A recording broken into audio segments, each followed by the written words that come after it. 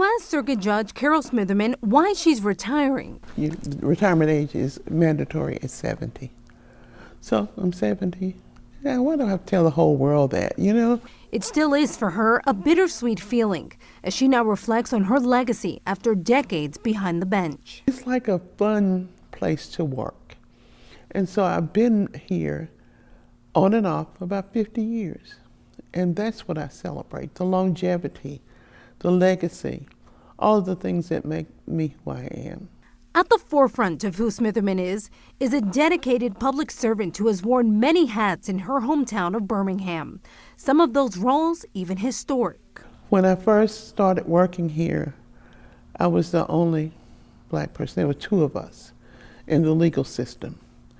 And so I've watched it grow and mushroom in being the first woman judge, black of color. I've seen that change dramatically.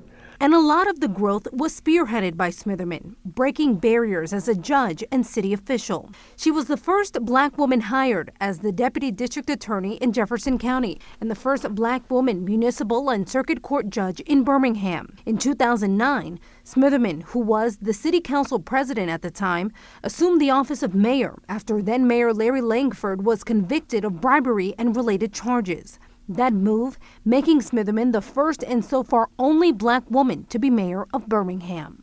In those 60 or so days that I was there in that position, I learned a lot. We put a lot of things in place, policies in place, and we were able to give the city the assurance that they needed, that we would be okay.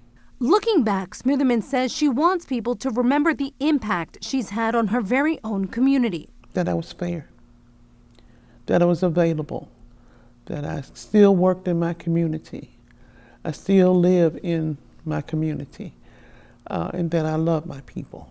And that's what I want.